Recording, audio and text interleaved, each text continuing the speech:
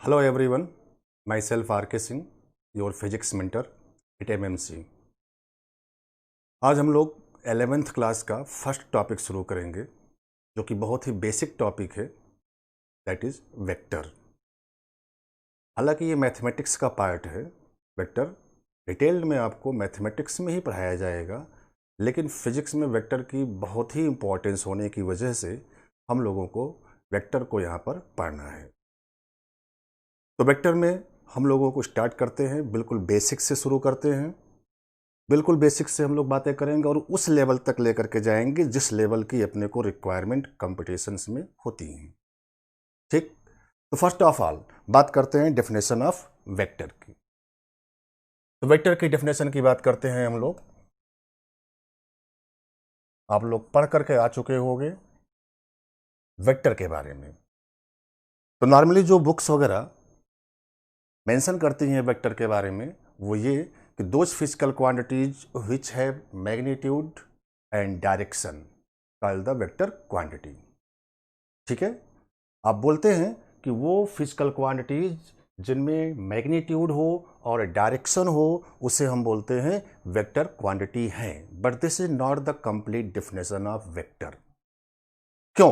क्योंकि अगर आप ये बोलते हो कि वेक्टर में मैग्नीट्यूड और डायरेक्शन होगा तो उसी को हम वेक्टर बोलेंगे। तो इसके अकॉर्डिंग इलेक्ट्रिक करंट के बारे में आप सब लोग अच्छे तरीके से जानते हो ये क्या होती है। तो इलेक्ट्रिक करंट को वेक्टर क्वांटिटी होना चाहिए, बट ध्यान रहे this is not the vector quantity. क्यों? तो इलेक्ट्रिक करंट में आप अच्छे तरीके से समझते हैं कि मैग्नीट्यूड भी होता है और डायरेक्शन भी होती है। डायरेक्शन भी होती है और मैग्नीट्यूड भी होता है। ठीक, मैग्नीट्यूड कितना होता है?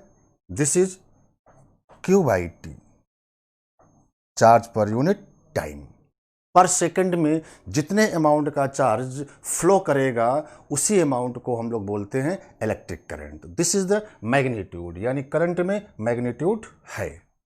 डायरेक्शन के बारे में भी आप जानते हो, direction is always from higher potential to the lower potential level.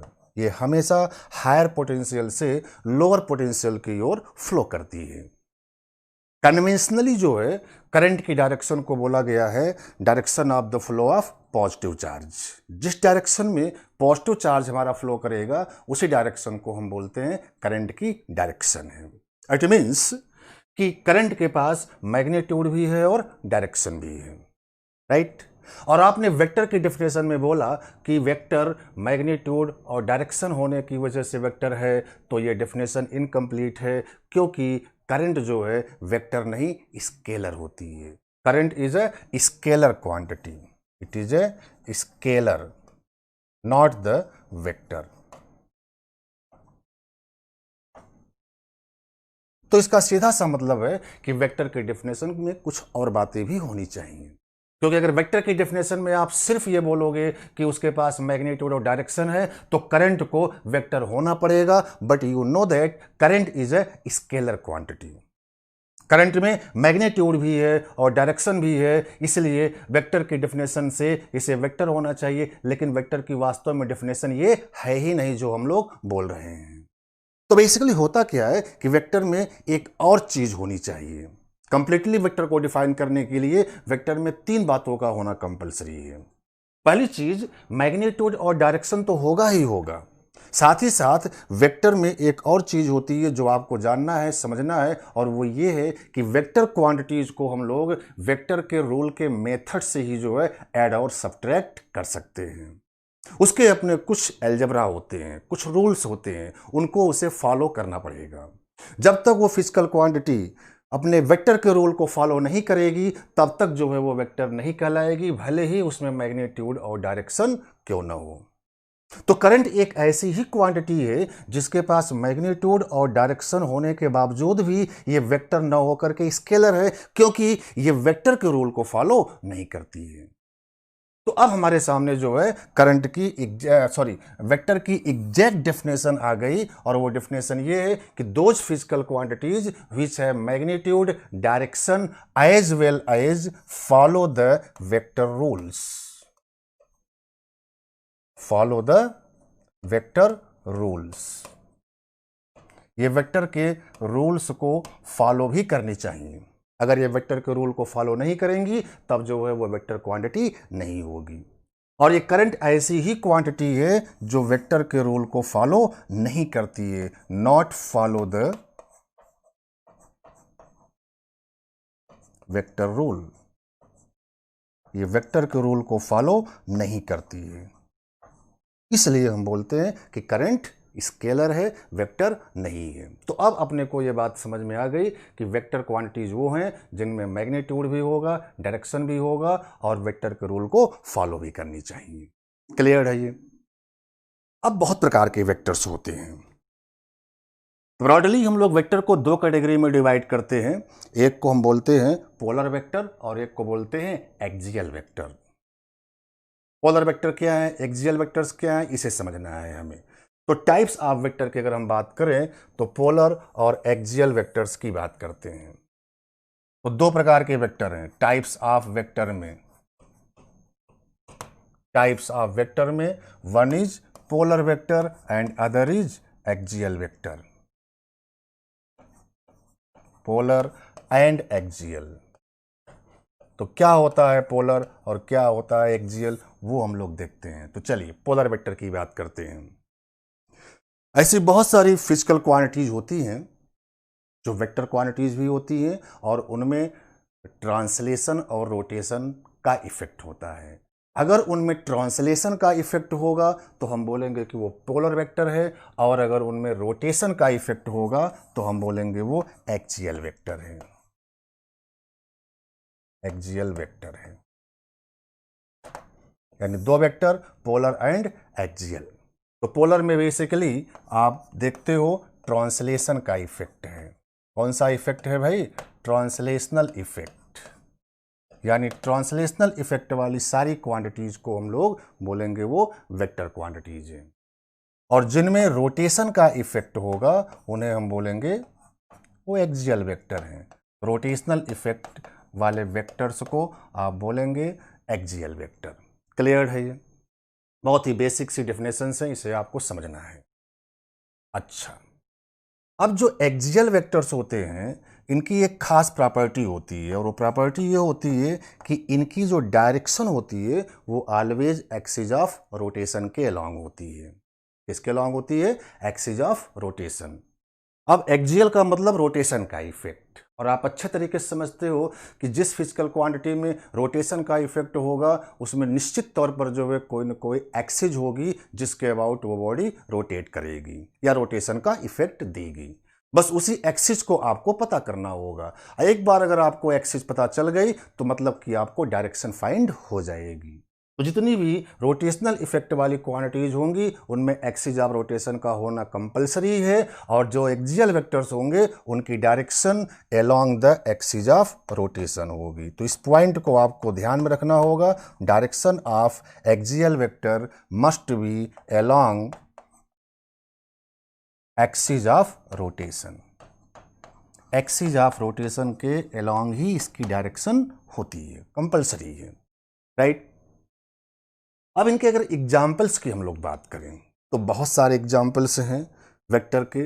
उनमें से आप कुछ को जानते भी हो और कुछ को नहीं भी जानते हैं। तो चलिए एग्जाम्पल्स की बात करते हैं। उनमें से बहुत सारे पोलर के भी एग्जाम्पल्स होंगे और बहुत सारे एक्सियल के भी एग्जाम्पल्स होंगे।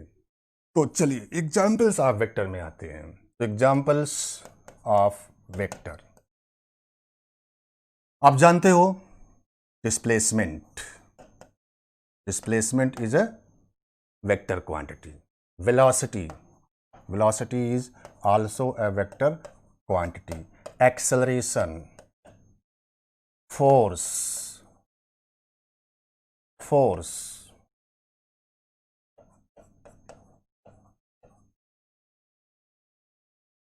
Momentum.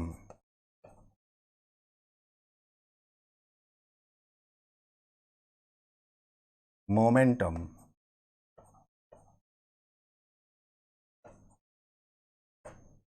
Moment,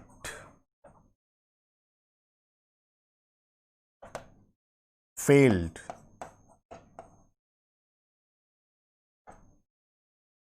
current density,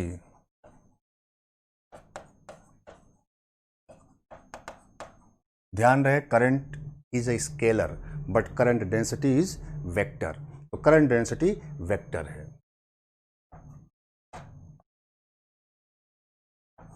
angular velocity, angular acceleration,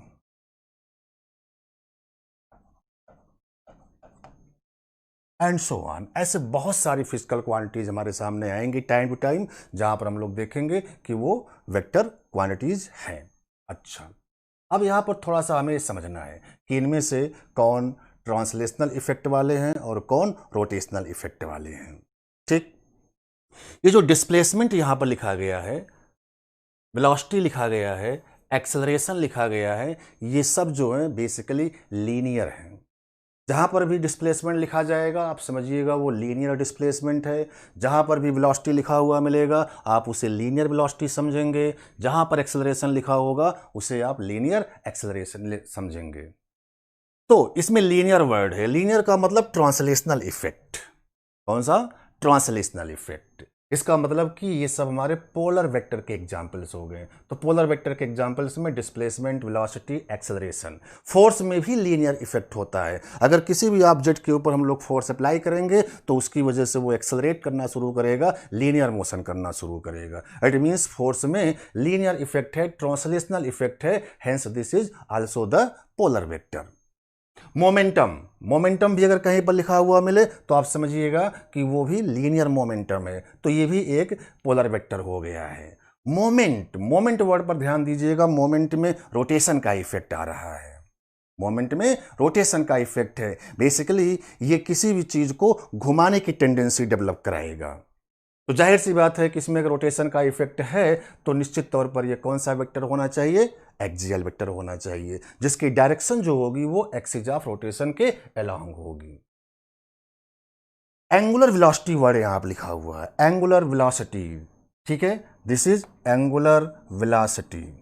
angular में रोटेशन का इफेक्ट है। जहां पर भी एंगुलर वर्ड हो वो रोटेशन से रिलेटेड होता है। रोटेशन में एंगल कवर्ड होता है, तो एंगुलर वेलोसिटी जो होगा वो भी एक एक्सियल वेक्टर हो गया है। इसकी भी जो डायरेक्शन होगी वो एक्सिस ऑफ रोटेशन के अलोंग होगी। एंगुलर एक्सेलरेशन में भी रोटेशन का इफेक्ट है, ये भी जो है एक्सियल वेक्टर्स हो गया है। तो इनमें बहुत सारी फिजिकल क्वांटिटीज हैं, जिनमें से आप देख रहे हैं कुछ पोलर वेक्टर्स के एग्जाम्पल हैं और कुछ एक्सियल वेक्टर्स के एग्जाम्पल हैं। और भी एग्जाम्पल हम लोग दे सकते हैं, जैसे कि टॉर्क की बात करें। टॉर्क नाम सुना होगा आप सब लोगों ने, टॉर्क। ठीक है, basically this is the turning effect of force. Torque को हम लोग टर्निंग इफेक्ट ऑफ फोर्स भी बोलते हैं। तो टॉर्क में जो है रोटेशन का इफेक्ट है, ये टर्निंग इफेक्ट ऑफ फोर्स को शो करता है, यानी कि रोटेशन का इफेक्ट प्रोड्यूस कर रहा है। यानी ये कौन सा वेक्टर हो गया है? एक्सियल वेक्टर हो गया है। क्लियर है ये? अब आप यहां ध्यान से देखो, मैंने दो डिस्प्लेसमेंट की बात की। तो दो डिस्प्लेसमेंट की बात की, एक होता है लीनियर डिस्प्लेसमेंट और एक होता है एंगुलर डिस्प्लेसमेंट। एक होता है लीनियर डिस्प्लेसमेंट और एक होता है एंगुलर डिस्प्लेसमेंट। अगर क्वेश्चन में सिर्फ डिस्प्लेसमेंट लिखा हो तो आप उसे कौन सा डिस्प्लेसमेंट समझोगे? लीनियर। ठीक है, जो कि पोलर वेक्टर हो गया है। और अगर एंगुलर डिस्प्लेसमेंट की बात करेगा तो वो एंगुलर वर्ड पर्टिकुलरली स्पेसिफाई करेगा। ठीक, केवल डिस्प्लेसमेंट लिखा होगा तो आप क्या समझेंगे? उसको लीनियर डिस्प्लेसमेंट समझेंगे। और एंगुलर डिस्प्लेसमेंट की बात करेगा तो एंगुलर डिस्प्लेसमेंट में एंगुलर वर्ड मेंशन करेगा। इस एग्जाम्पल में हमने कहीं पर भी एंगुलर डिस्प्लेसमेंट मेंशन नहीं किया है, केवल डिस्प्लेसमेंट लिखा है। तो ये कौन सा डिस्प्लेसमेंट था? लीनियर वाला, जो कि वेक्टर क्वांटिटी है। एग्जांपल ऑफ वेक्टर की बात हो रही है तो displacement is the vector quantity, जो कि लीनियर डिस्प्लेसमेंट है। एंगुलर डिस्प्लेसमेंट यहां पर हम लोगों ने मेंशन एग्जांपल में नहीं किया है। क्यों? क्योंकि वास्तव में एंगुलर डिस्प्लेसमेंट वेक्टर क्वांटिटी होती ही नहीं है। This is a very important point. बात कर रहे हैं एंगुलर डिस्प्लेसमेंट की, तो यह बात आपको ध्यान में रखना है कि displacement is a displacement is a vector quantity, ये तो एक वेक्टर क्वांटिटी है, लेकिन एंगुलर डिस्प्लेसमेंट जो है, angular displacement is not the vector, ये वेक्टर नहीं है। क्यों नहीं है, ये बात अपने को समझनी है। ठीक, डिस्प्लेसमेंट मतलब लीनियर डिस्प्लेसमेंट। क्वेश्चन में अगर डिस्प्लेसमेंट लिखा हो तो आप हमेशा उसे लीनियर डिस्प्लेसमेंट ही समझिएगा। नॉर्मली क्वेश्चन में लीनियर वर्ड मेंशन नहीं होता है, सिर्फ डिस्प्लेसमेंट लिखा होता है, तो वो एक्चुअली में लीनियर डिस्प्लेसमेंट ही है। और ये एक वेक्टर क्वांटिटी है, और कौन सा वेक्टर है भाई, पोलर वेक्टर है ये, it is A polar vector. Clear है। लेकिन मैंने कहा एंगुलर डिस्प्लेसमेंट जो है वो वेक्टर क्वांटिटी नहीं है। क्यों नहीं है, इसे समझना है। तो देखिए, एंगुलर डिस्प्लेसमेंट में मैग्नीट्यूड भी होगा और डायरेक्शन भी होगा। मैग्नीट्यूड भी होता है, डायरेक्शन भी होता है। तो मैग्नीट्यूड क्या होगा, डायरेक्शन क्या होगा, ये आपको समझना है। लेकिन ये वेक्टर के रूल को फॉलो नहीं करता है, not follow the vector rule. ये वेक्टर के जो रूल्स होंगे उनको फॉलो नहीं करेगा, और वो रूल्स क्या होते हैं वो हम लोग आगे डिस्कस करेंगे। क्लियर है ये। बिल्कुल उसी प्रकार से जैसे इलेक्ट्रिक करंट, करंट के बारे में भी मैंने आपको बताया कि करंट जो है स्केलर क्वांटिटी है, वेक्टर क्वांटिटी नहीं है, जबकि करंट में भी डायरेक्शन होता है और मैग्नीट्यूड होता है। करंट और एंगुलर डिस्प्लेसमेंट दोनों में मैग्नीट्यूड और डायरेक्शन होता है, लेकिन दोनों क्वांटिटी जो है वेक्टर के रूल को फॉलो नहीं करती हैं। तो हमने कहा कि एंगुलर डिस्प्लेसमेंट वेक्टर के रूल को फॉलो नहीं करता है, इसलिए जो है ये वेक्टर नहीं होगा। ध्यान रहे, मैग्नीट्यूड और डायरेक्शन दोनों होती है, और वेक्टर की डेफिनेशन के लिए जरूरी है कि मैग्नीट्यूड डायरेक्शन के साथ साथ वेक्टर के रूल्स को फॉलो भी करनी चाहिए। तो ये वेक्टर के रूल को फॉलो नहीं कर पाती है, इसलिए जो है हम इसको बोलते हैं कि ये वेक्टर क्वांटिटी नहीं है। क्लियर है पॉइंट। अब मैंने आपसे कहा कि मैग्नीट्यूड भी है इसमें और डायरेक्शन भी है, तो पहली बात तो ये बताइए कि एंगुलर डिस्प्लेसमेंट का मैग्नीट्यूड क्या होता है। ये हम लोग आगे रोटेशन के टॉपिक में, सर्कुलर मोशन के टॉपिक में चीज़ों को पढ़ेंगे, लेकिन इतना आप समझते होंगे कि it is the angle covered by the particle. कोई भी पार्टिकल किसी समय में जितना भी एंगल कवर करेगा, रोटेशन हो रहा होगा, वो रोटेट कर रहा होगा, तो वो किसी एक्सिस के अबाउट रोटेट कर रहा होगा, तो उस एक्सिस के अबाउट वो कोई एंगल कवर कर रहा होगा। जितना भी वो एंगल कवर करेगा उसी एंगल को हम बोलेंगे वो उसका मैग्नीट्यूड है। राइट। अब इसकी डायरेक्शन की बात करते हैं। तो जैसा कि मैंने पहले कहा, जितनी भी एंगुलर क्वांटिटीज होंगी, रोटेशनल क्वांटिटीज होंगी, उनमें एक्सिस ऑफ रोटेशन होगी, और डायरेक्शन हमेशा एक्सिस ऑफ रोटेशन के अलोंग होती है। तो direction is along the axis of rotation, axis of rotation. ठीक है, ओके। एग्जाम्पल के तौर पर मान लीजिए कि कोई एक पार्टिकल बोर्ड के ही प्लेन में जो है सर्कल में घूम रहा है।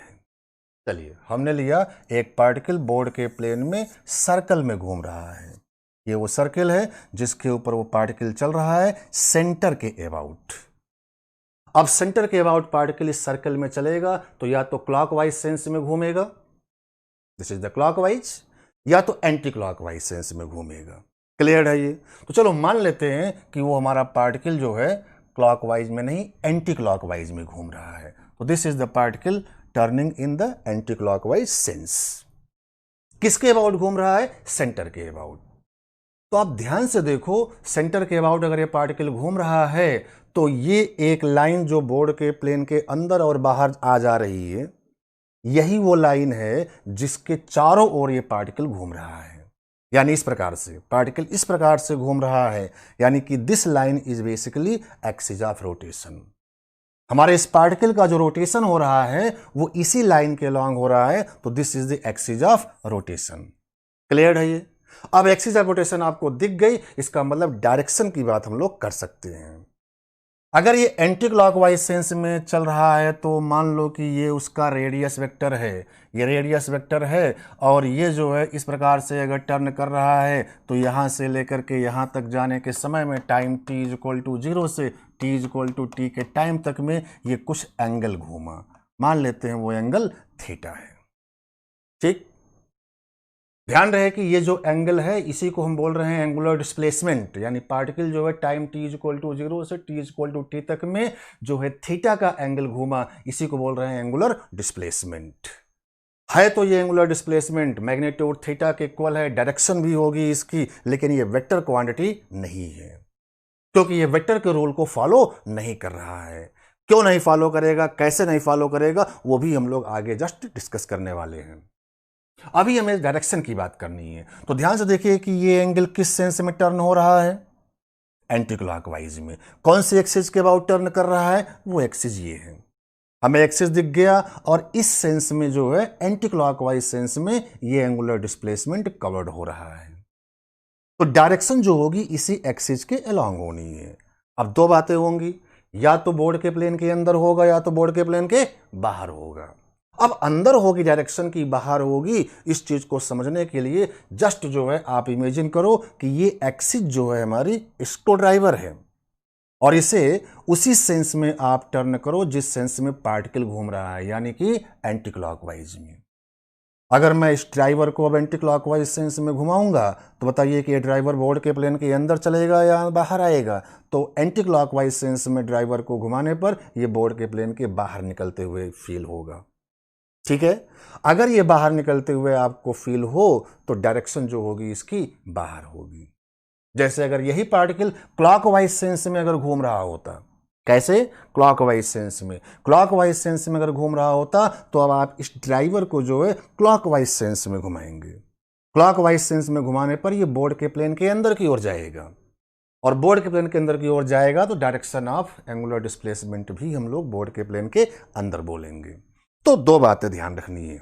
पहली बात, डिस्प्लेसमेंट यानी linear displacement is the vector quantity, angular displacement this is not the vector quantity, although angular displacement has magnitude and direction but not follow the vector rules. Direction के लिए मैंने बताया एक्सिस ऑफ रोटेशन के along, जैसे for example इस case में आपको समझ में आ गया कि अगर ये एंटी क्लॉकवाइज सेंस में घूमेगा तो डायरेक्शन जो एंगुलर डिस्प्लेसमेंट की होगी वो बोर्ड के प्लेन के बाहर होगी, क्लॉकवाइज सेंस में अगर ये घूमता तो बोर्ड के प्लेन के अंदर बोली जाती। क्लियर है ये?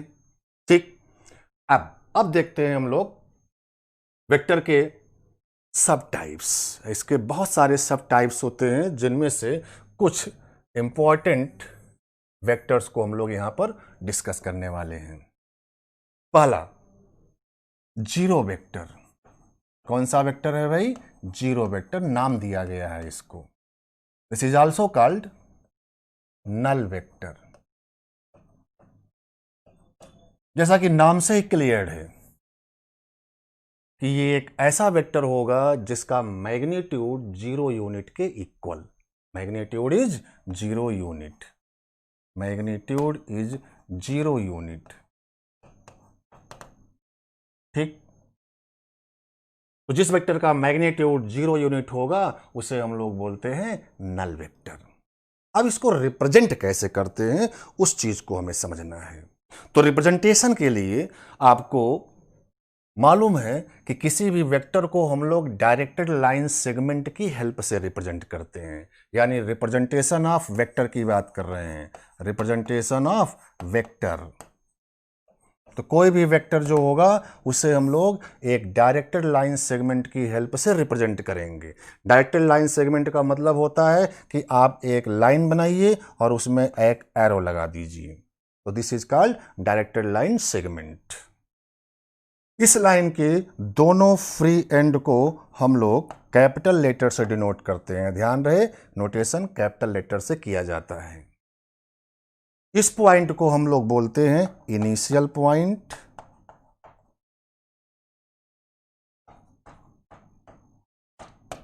या फिर इसी को बोलते हैं हम लोग tell of vector.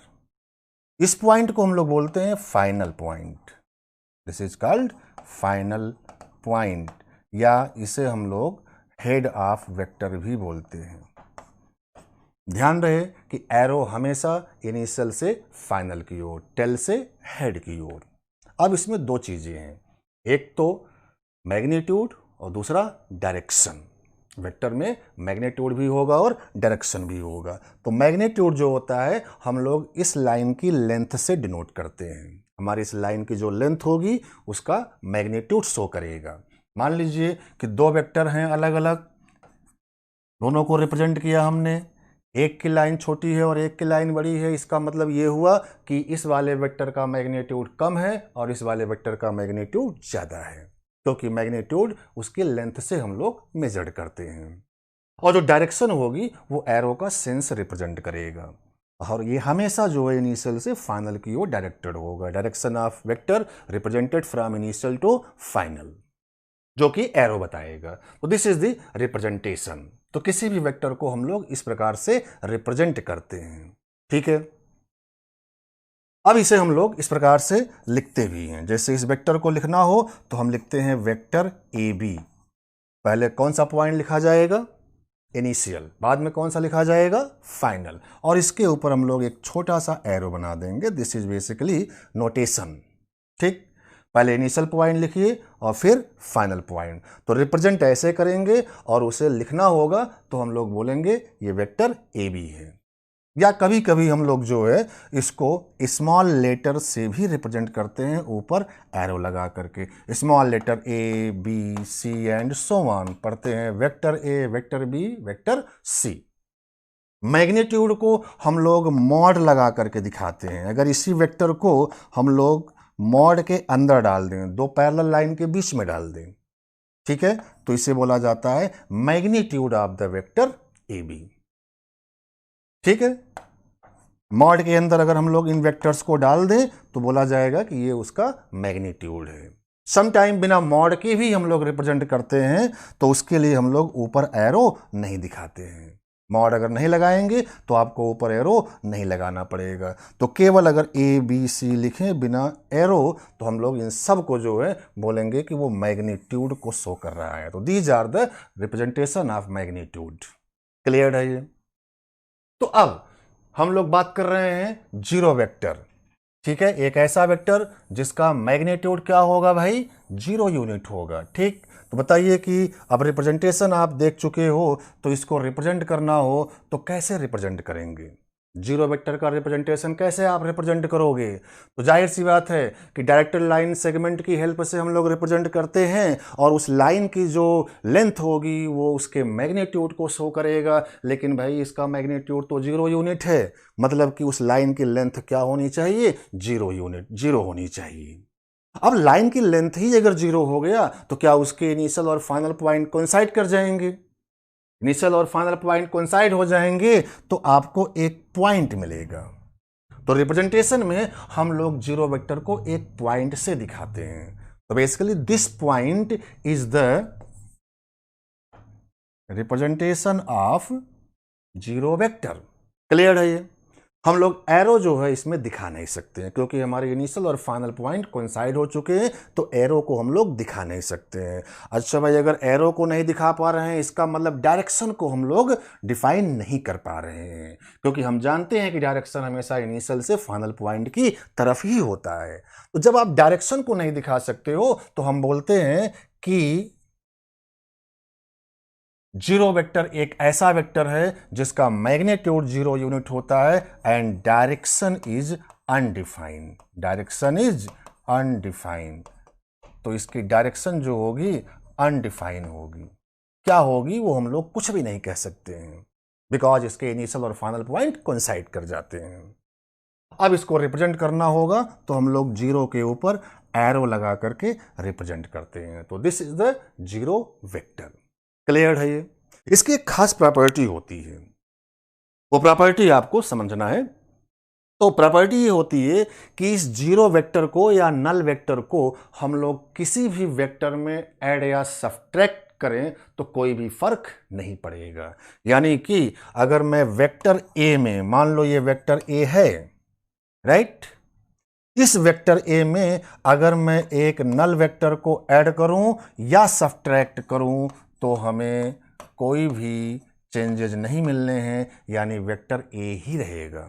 It is a very important point, ध्यान रहे सिर्फ ऐड और सब्ट्रैक्ट करने पर ही कोई फर्क नहीं पड़ता है। ठीक, तो this is zero vector. Second vector जो हम लोग डिफाइन करते हैं दैट इज यूनिट वेक्टर। ये जितने भी वेक्टर्स हम लोग अब डिफाइन कर रहे हैं इन सब का मतलब उनके अपने नाम से ही क्लियर होगा, यूनिट वेक्टर। अब नाम से ही क्लियर है, यूनिट का मतलब सिंगल, वन, एक ऐसा वेक्टर जिसका मैग्नीट्यूड क्या हो जाए, वन यूनिट, तो मैग्नीट्यूड इज वन यूनिट। एक ऐसा वेक्टर जिसका मैग्नीट्यूड वन यूनिट हो उसे हम बोलते हैं यूनिट वेक्टर। तो जरा ये बताइए हमें कि किसी वेक्टर का मैग्नीट्यूड वन यूनिट होने के लिए क्या हम ऐसा नहीं कर सकते कि उस वेक्टर में उसके मैग्नीट्यूड से ही डिवाइड कर दें। जैसे अगर हम लोग स्केलर नंबर की बात करें, 3 में 3 से डिवाइड करने पर अपने को क्या मिलेगा, 1, 4 में 4 डिवाइड करने से अपने को क्या मिलेगा, 1, 5 में 5 से डिवाइड करने पर क्या मिलेगा, 1। मतलब कि जितनी उसकी मैग्नीट्यूड है उसी मैग्नीट्यूड से उसमें डिवाइड कर दीजिए तो उसका जो मैग्नीट्यूड बचेगा वो क्या हो जाएगा, 1 हो जाएगा। यानी मान लो एग्जाम्पल के तौर पर अगर आपको कोई एक वेक्टर ए दिया गया है, राइट, तो हमारे इस वेक्टर का अपना एक मैग्नीट्यूड होगा, let its magnitude is mod of A. Mod of A क्या है भाई, हमारे वेक्टर ए का मैग्नीट्यूड है। ठीक है, अब इसी वेक्टर में अगर मैं उसके खुद के ही मैग्नीट्यूड से डिवाइड कर दूं तो जो अपने को मिलेगा वो एक यूनिट वेक्टर मिलना चाहिए। यानी कि vector A upon mod of vector ए, आपने वेक्टर ए में ही उसके ही मैग्नीट्यूड से डिवाइड कर दिया, तो ये जो क्वांटिटी अब आपको मिली यही हमारा यूनिट वेक्टर है। और इसको हम लोग ए के ऊपर कैप लगा करके रिप्रेजेंट करते हैं। किसी भी लेटर के ऊपर अगर कैप लगा हुआ आपको दिखे तो आप समझिएगा कि वो क्या है, यूनिट वेक्टर है। ठीक, तो वेक्टर को उसी के मैग्नीट्यूड से डिवाइड कर देने पर आपको जो मिलता है वो एक यूनिट वेक्टर मिलता है। क्लियर है ये? तो this is a unit vector. Next में हम लोग जो है बात करते हैं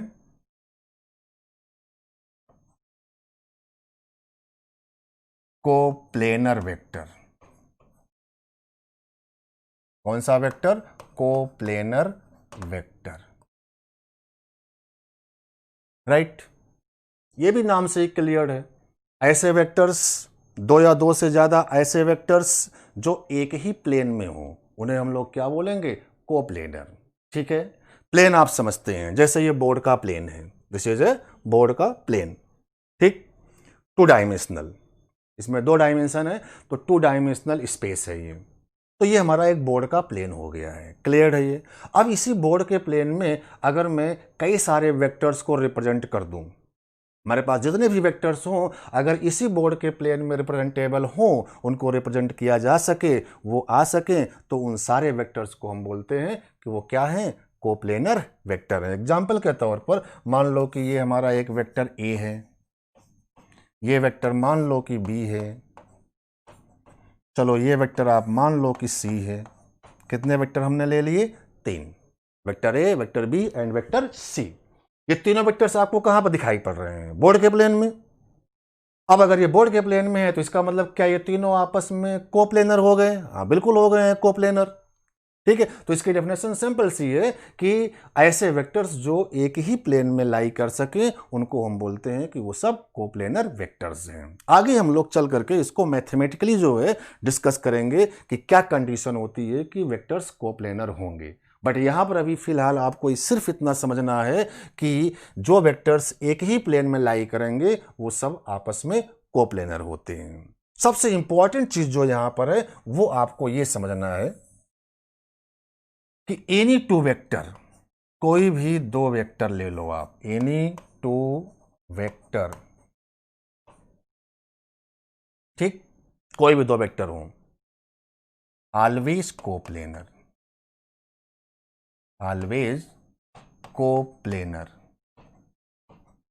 मतलब कोई भी दो वेक्टर आपके सामने आएंगे निश्चित तौर पर वो सेम प्लेन में ही लाई करेंगे, बट more than two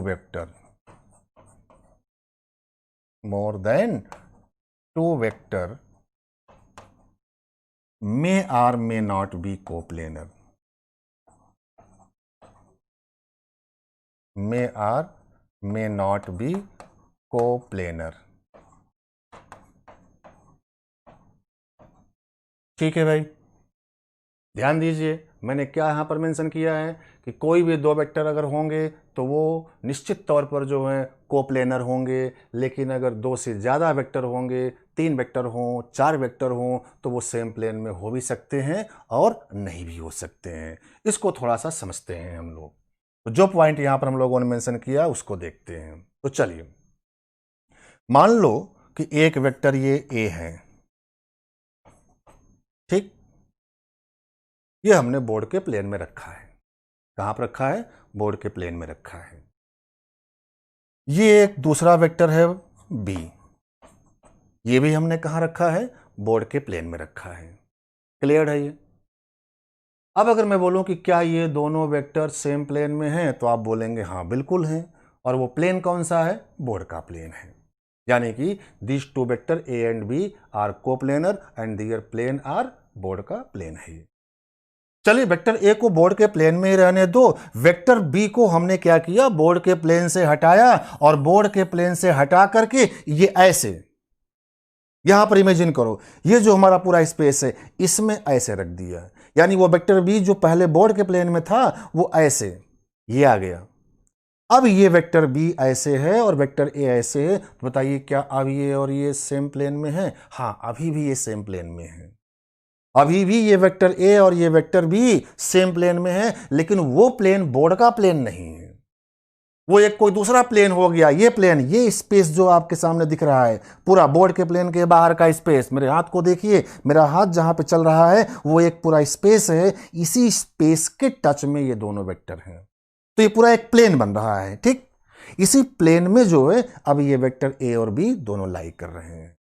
पहले वेक्टर ए और बी कोप्लेनर थे, लेकिन वो प्लेन कौन सा था? बोर्ड का प्लेन था। लेकिन अगर बी को हमने बोर्ड के प्लेन से हटा करके ऐसे रखा होगा, तब भी ए और बी सेम प्लेन में होंगे, लेकिन वो प्लेन बोर्ड का प्लेन नहीं होगा।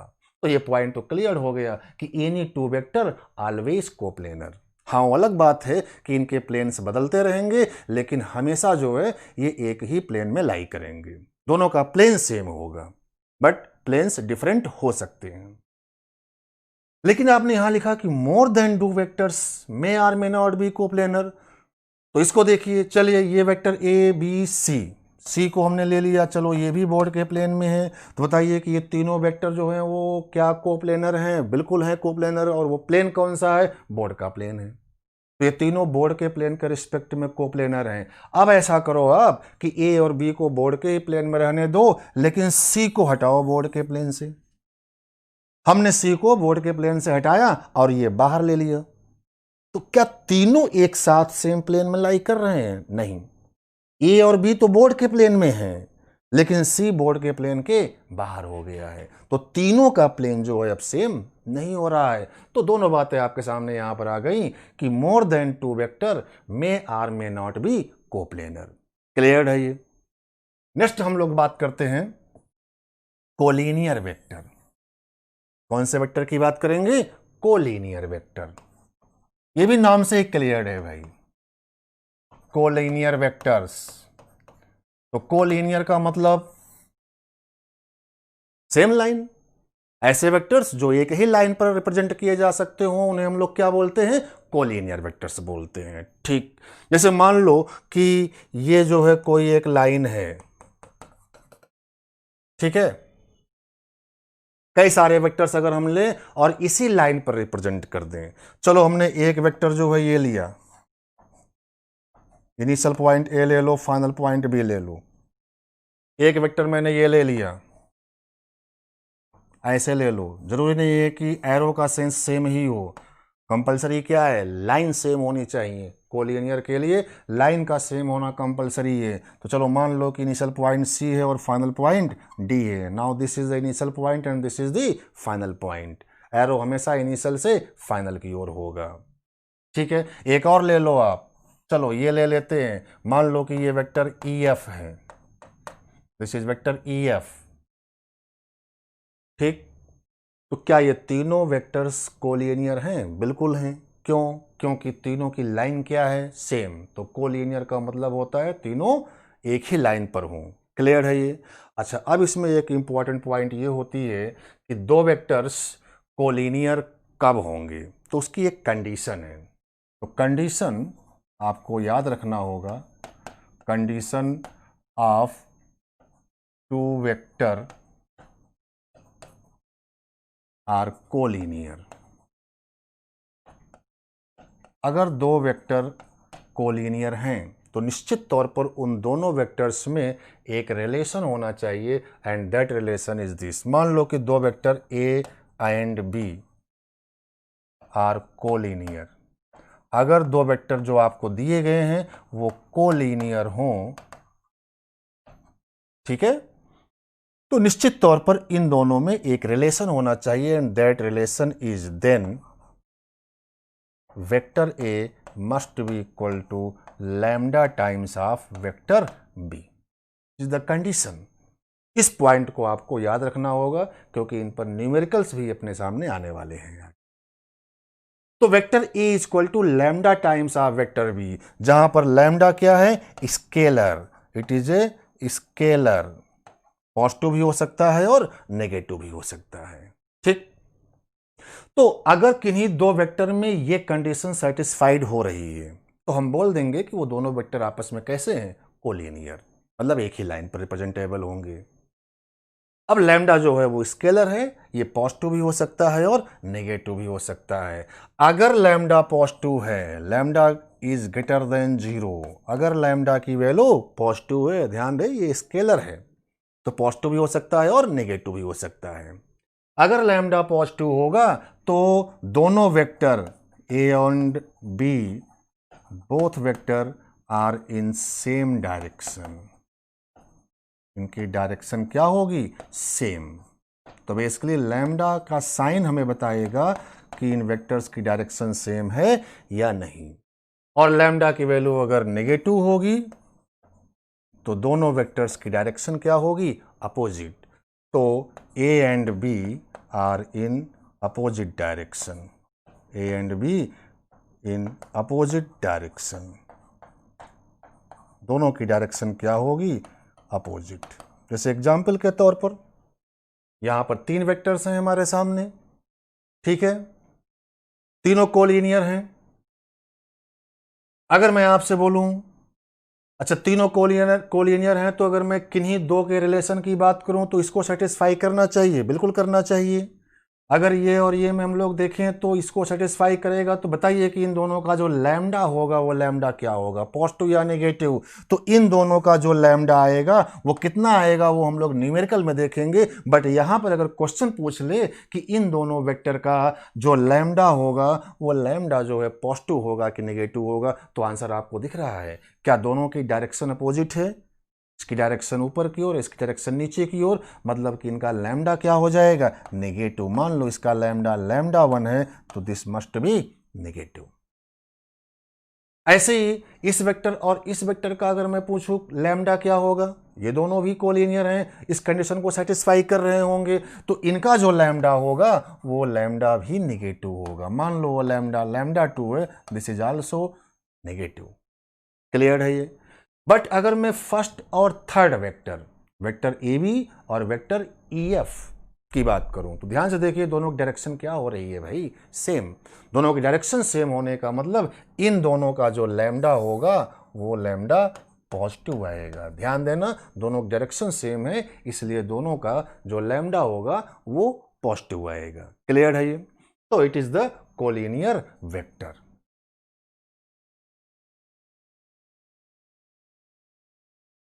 नेक्स्ट हम लोग बात करते हैं अपोजिट वेक्टर की बात। या इसी को हम लोग नेगेटिव वेक्टर भी बोलते हैं। अपोजिट वेक्टर और नेगेटिव वेक्टर, ठीक, अपोजिट और नेगेटिव वेक्टर। तो दो वेक्टर्स जिनके मैग्नीट्यूड्स क्या हो सेम बट डायरेक्शन क्या हो अपोजिट, ध्यान रहे उनके मैग्नीट्यूड सेम हो और डायरेक्शन अगर अपोजिट हो, magnitude is same but direction is opposite, तो ऐसे वेक्टर को हम लोग क्या बोलते हैं, अपोजिट वेक्टर या फिर नेगेटिव वेक्टर। जैसे एग्जांपल के तौर पर मान लो भाई ये वेक्टर हमारा ए है, ठीक है, इसका इनिशियल पॉइंट ये है और फाइनल पॉइंट ये है, डायरेक्शन जो है इनिशियल से फाइनल की ओर, और इसका जो मैग्नीट्यूड होगा इसकी लेंथ के बराबर होगा। चलिए ऐसा ही एक वेक्टर मैंने बी ले लिया, सेम लेंथ का, सेम लेंथ का, ठीक, और ये आपके सामने दिख रहा है, ये वेक्टर बी मान रहे हैं। ध्यान से अगर देखा जाए तो दोनों की लेंथ सेम है, मतलब मैग्नीट्यूड क्या हो गया, सेम, यानी mod of A is equal to mod of B है, तो मैग्नीट्यूड तो दोनों का सेम हो गया। अब आप देखो तो इसकी डायरेक्शन आगे और इसकी डायरेक्शन पीछे, मतलब कि दोनों की डायरेक्शन एक दूसरे के क्या हो गई, अपोजिट। दोनों डायरेक्शन एक दूसरे के अपोजिट होने का मतलब ये हुआ कि ये कैसे वेक्टर्स हैं आपस में, अपोजिट वेक्टर्स हैं। क्लियर है ये। वेक्टर की एक खास प्रॉपर्टी होती है, वो प्रॉपर्टी ये होती है कि अगर किसी भी वेक्टर में हम लोग नेगेटिव साइन मल्टीप्लाई कर दें, क्या मल्टीप्लाई कर दें, नेगेटिव साइन मल्टीप्लाई कर दें, तो उसकी डायरेक्शन जो होती है वो रिवर्स हो जाती है, मैग्नीट्यूड चेंज नहीं होगा। ध्यान रहे किसी भी वेक्टर में नेगेटिव साइन मल्टीप्लाई करने पर सिर्फ और सिर्फ उसकी डायरेक्शन ही रिवर्स होगी, मैग्नीट्यूड में कोई भी चेंज नहीं आएगा। यानी अगर ये वेक्टर हमारा ए है, ठीक है, अगर मैं इसमें माइनस मल्टीप्लाई कर दूं तो इसका मैग्नीट्यूड तो वही होगा लेकिन उसकी डायरेक्शन जो होगी वो रिवर्स हो जाएगी। तो this is vector A and this is minus vector A, this is the property of vector. फिर से हम बोल रहे हैं कि किसी भी वेक्टर में नेगेटिव साइन मल्टीप्लाई करने से सिर्फ और सिर्फ उसकी डायरेक्शन ही जो है रिवर्स होगी, उसका मैग्नीट्यूड चेंज नहीं होगा। तो यहां पर देखिए ये वेक्टर ए और बी दोनों के मैग्नीट्यूड सेम हैं और डायरेक्शन से अपोजिट हैं, इसलिए हम बोल रहे हैं कि ये दोनों आपस में कैसे हैं, अपोजिट वेक्टर हैं। चलो भाई अगर मैं वेक्टर ए में माइनस साइन लगा दूं, अब अगर माइनस साइन लगा देंगे तो क्या इसका एरो रिवर्स हो जाएगा, डायरेक्शन ऊपर की ओर है तो माइनस साइन लगाने पर डायरेक्शन नीचे हो जाएगी, तो चलिए लेंथ वही रहेगा, मैग्नीट्यूड वही रहेगा, तो ये अपना माइनस वेक्टर ए हो गया। अब इसमें और इसमें ध्यान से देखो, वेक्टर बी और माइनस वेक्टर ए में क्या दोनों का मैग्नीट्यूड सेम है, लेंथ सेम है, मतलब मैग्नीट्यूड क्या है, सेम है। अच्छा भाई डायरेक्शन भी तो सेम हो गई। तो अगर किन्हीं दो वेक्टर्स जिनके मैग्नीट्यूड भी सेम हो और डायरेक्शन भी सेम हो तो हम लोग ऐसे दो वेक्टर को बोलते हैं इक्वल वेक्टर। क्या बोलते हैं, इक्वल वेक्टर। क्लियर है ये। तो अब vector B and minus vector A must be called equal vector, यानी आप लिख सकते हो कि vector B is equal to minus of vector A. Clear है ये, ठीक है। तो vector B is equal to minus of vector A, लेकिन ऐसा तभी लिख सकते हो जब ए और बी आपस में कैसे हो, अपोजिट। अगर वेक्टर ए और वेक्टर बी अपोजिट वेक्टर हैं तो लिखा जाता है vector B is equal to minus vector A, ठीक। तो this is the opposite vector. ध्यान रहे इक्वल वेक्टर होने की कंडीशन होती है direction as well as magnitude both are same. दो वेक्टर्स के डायरेक्शन और मैग्नीट्यूड्स अगर सेम होंगे तो हम बोलेंगे कि वो इक्वल वेक्टर्स हैं। क्लियर है ये। नेक्स्ट पॉइंट में हम लोग बात करते हैं पैरेलल वेक्टर। कौन सा वेक्टर है भाई ये, पैरेलल वेक्टर। ये भी नाम से ही क्लियर है। अभी मैं केवल आपको बेसिक चीज सिखा रहा हूं, ठीक है, वेक्टर क्या होता है, उसके डेफिनेशंस क्या हैं, वो हम लोगों ने देखी। अब हम लोग जो वेक्टर के सब काइंड्स हैं उन पर बात कर रहे हैं। ठीक है, इसके बाद जो मेन हमारा फोकस होगा वेक्टर के रूल्स पर। ठीक है, लेकिन उससे पहले अपने को वेक्टर से परिचित होना जरूरी है। तो parallel vector, what is the parallel? Simple सी चीज, कोई भी दो लाइन अगर आपस में पैरेलल है तो वो बोलती हैं पैरेलल लाइंस। बिल्कुल ऐसे ही कोई भी दो वेक्टर्स जो हैं अगर एक दूसरे के पैरेलल हों तो हम बोलेंगे कि वो पैरेलल वेक्टर्स हैं। अब दो प्रकार के पैरेलल वेक्टर होंगे, एक होता है लाइक पैरेलल और एक होता है अनलाइक पैरेलल।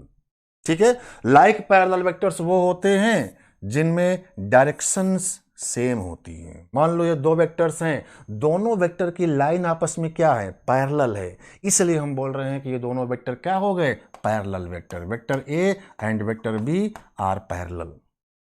यहां पर देखो, ये हमारा अगर वेक्टर ए लिया जाए और ये वेक्टर अगर बी लिया जाए तो यहां पर भी दोनों की लाइन क्या है, पैरेलल है।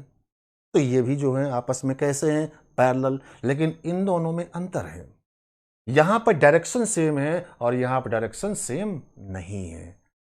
हमारा जो मेन है वो क्या है, दोनों का लाइन पैरेलल होना।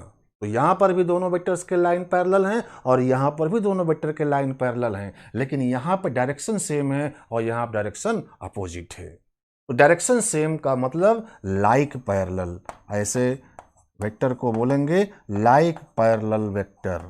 और यहां पर बोलते हैं हम लोग unlike parallel vector. This is called unlike parallel vector. Clear है ये? तो this is the parallel vector. Next, अब जो सबसे इंपॉर्टेंट फिजिक्स में अपने को आएगा वेक्टर, उसे हम बोलते हैं पोजीशन वेक्टर। क्या बोलते हैं, पोजीशन वेक्टर। तो पोजीशन वेक्टर की बात कर रहे हैं। पोजीशन से आप लोग अच्छे तरीके से परिचित हो, मैं यहां पर पोजीशन वेक्टर की बात करने वाला हूं। पहले आप पोजीशन को समझो। मान लो कि हमारे पास एक्स वाई का एक कोऑर्डिनेट एक्सिस सिस्टम है। कोऑर्डिनेट एक्सिस सिस्टम आप जानते हैं, this is origin, this is X axis and this is Y axis. ठीक, कार्टेशियन कोऑर्डिनेट एक्सिस सिस्टम है ये। अब हमारे इसी कार्टेशियन कोऑर्डिनेट एक्सिस सिस्टम में मान लो कि दो पॉइंट हैं, let this is point A and this is point B. ठीक, पॉइंट ए और बी के कुछ कोऑर्डिनेट्स होंगे। मान लो इसके कोऑर्डिनेट x1 y1 है और इसके कोऑर्डिनेट x2 y2 है। इस x1 y1 x2 y2 को हम बोलते हैं position coordinate of point A and B. These are the position, ये उस पोजीशन के कोऑर्डिनेट्स हैं, पोजीशन वेक्टर नहीं है वो। This is the coordinates of position A and B. Clear है ये? हमें डिफाइन करना है पोजीशन वेक्टर। चलो, अगर मैं ओरिजिन से पॉइंट ए को मिला दूं, कहां से मिलाया हमने, ओरिजिन से। ओरिजिन से हमने पॉइंट ए को मिलाया और एक एरो लगा दिया ओरिजिन से पॉइंट ए की तरफ, तो क्या अभी एक वेक्टर बन गया कि नहीं? बिल्कुल बन गया है, जिसका मैग्नीट्यूड इस लेंथ के बराबर होगा और डायरेक्शन जो होगी ओ से ए की तरफ। तो ये एक वेक्टर हो गया है। इनिशियल पॉइंट ओ है, फाइनल पॉइंट ए है, तो इसे लिखा जाएगा वेक्टर ओ ए। ठीक है, इसे लिखा जाएगा वेक्टर ओ ए और इसी को हम लोग बोलते हैं position vector of point A with respect to origin. इसके रिस्पेक्ट में, ओरिजिन के रिस्पेक्ट में, जो आगे पॉइंट है उसका पोजीशन वेक्टर बोला जाता है और जो पहले पॉइंट है मतलब इनिशियल पॉइंट है उसके रिस्पेक्ट में बोला जाएगा। तो इसको वेक्टर ओ ए को बोला जाएगा position vector of point A with respect to O. ऐसे ही अगर हम लोग बी को मिला दें ओरिजिन से, भाई एरो ओरिजिन से बी की तरफ लगा दें, तो again this is a vector, इसे हम लोग लिखेंगे वेक्टर ओ बी और इसे हम लोग बोलते हैं position vector of point B with respect to O. तो this is position vector of point B with respect to O. Clear है ये? तो इस प्रकार से हम लोग पोजीशन वेक्टर को डिफाइन करते हैं। अपने को फिजिक्स में जो अपना नेक्स्ट टॉपिक होगा स्ट्रेट लाइन मोशन, उसमें इसकी बहुत ही आपको ज़रूरत पड़ने वाली है। इसलिए पोजीशन वेक्टर को डिफाइन कैसे किया जाता है वो अपने को समझना है। क्लियर है ये? तो it is the position vector.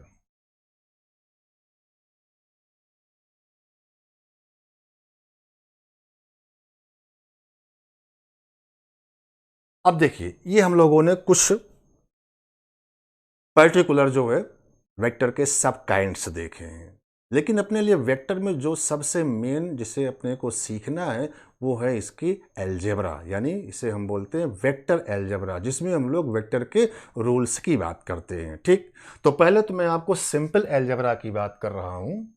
तो इन सिंपल एलजेब्रा, जिसको हम लोग स्केलर के एलजेब्रा में पढ़ते हैं, तो इन सिंपल एलजेब्रा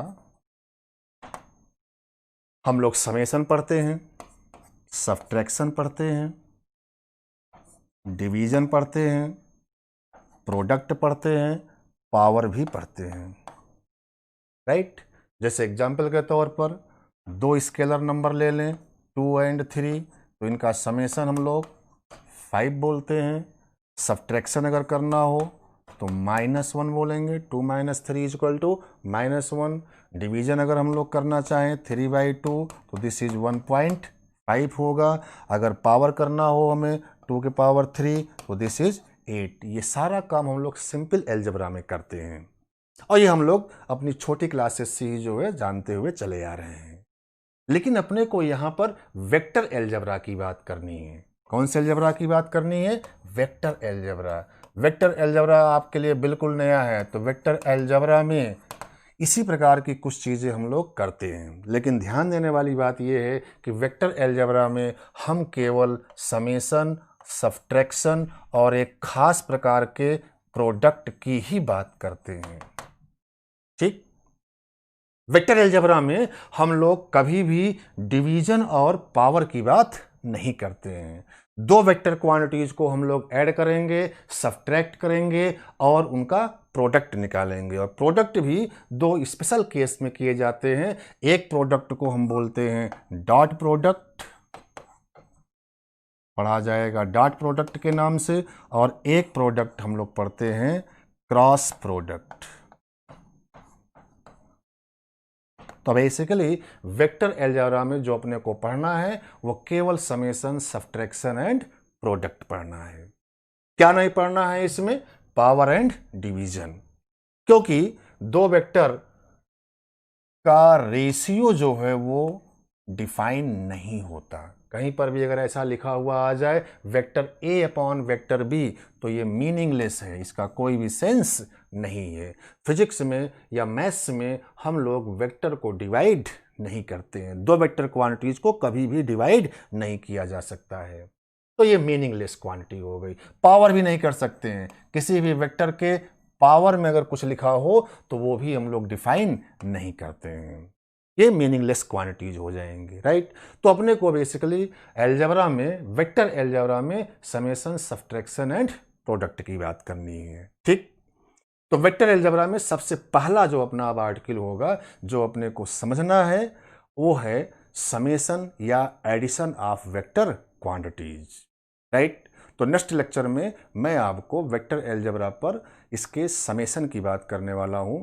तो समेशन के अपने बहुत सारे रूल्स हैं जिन्हें हम लोग वेक्टर रूल्स बोलते हैं, और उन पर जो है हम लोग नेक्स्ट क्लास में बात करेंगे। Okay, thank you very much.